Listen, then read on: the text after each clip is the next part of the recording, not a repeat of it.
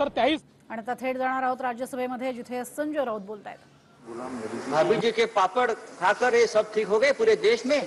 नहीं ना, नहीं। पूरे देश में सभी राज्यों में सभी राज्य सरकारें अपने अपनी तरफ से, और हमने पहले दिन कहा था कि ये जो लड़ाई है ये हम प्रधानमंत्री मोदी जी के नेतृत्व में ही लड़ेंगे और लड़ रहे हैं। देश के नेता है, इतना बड़ा संकट है तो लड़ाई प्रधानमंत्री जी के ही नेतृत्व में लड़नी चाहिए।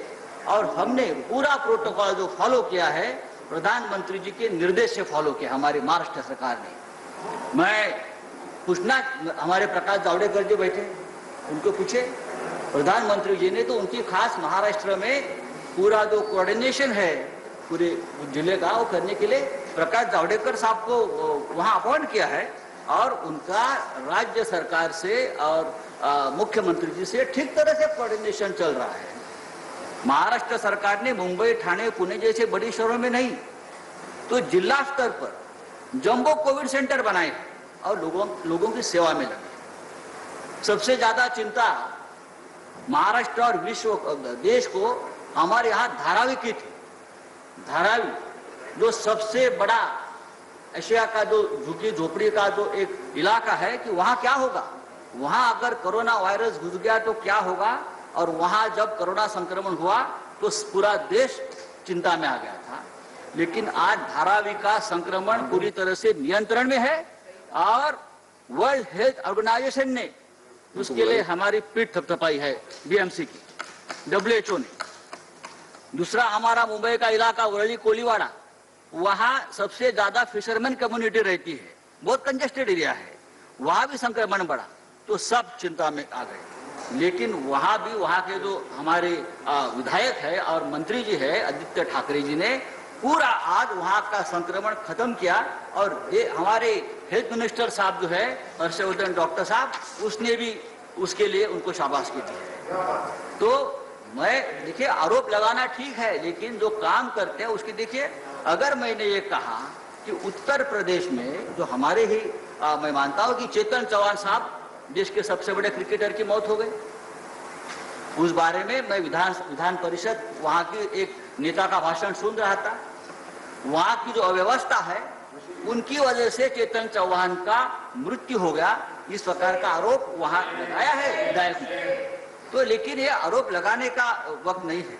दूसरी बात है कि कल एक वहां से आरोप लगाया गया कि महाराष्ट्र में 5000 हेल्थ वर्कर की रिक्रूटमेंट नहीं हो गई, डॉक्टर की रिक्रूटमेंट नहीं हो गई। एक समझना चाहिए, हमारी सरकार आकर 6 या 7 महीने, 5 साल से तो उसके पहले किसकी सरकार थी? हमारी ही देवेंद्र जी की सरकार थी। तो पिछले वाले 5 साल में ये 5000 डॉक्टरों की रिक्रूटमेंट अगर आप करते तो आज बहुत बड़ा इंफ्रास्ट्रक्चर खड़ा होता। तो ये बात भी समझनी चाहिए, एक दूसरे के ऊपर आपने हमने किसी के ऊपर आरोप प्रत्यारोप नहीं करना चाहिए। आपने हिसाब किताब की बात की है, मुझे मालूम है कि अभी केंद्र सरकार ने 1 सितंबर से पूरा मेडिकल इक्विपमेंट की मदद करना बंद कर दी है। उसमें पीपी किट, मास्क, वेंटिलेटर, उसके वजह से महाराष्ट्र सरकार को 3 से 50 करोड़ का ज्यादा अब बोझ आने वाला है। तो पीएम केयर फंड जो आपने बनाया है उसमें हजारों करोड़ रुपए CSR फंड से जमा किए हैं, वो किसके लिए है? वो भी सभी राज्यों के लिए है, वो आपको देना पड़ेगा। दूसरी बात है, हमारा GST का बकाया जो है वो तो दीजिए, उससे हम आगे का काम चला देंगे। अगर आप चाहते हैं कि आप राज्य सरकार अपना कोविड की लड़ाई अपने आप लड़े तो आपके पास जो हमारा बकाया पड़ा है वो आप दीजिए। सभी राज्यों की बात मैं करता हूँ।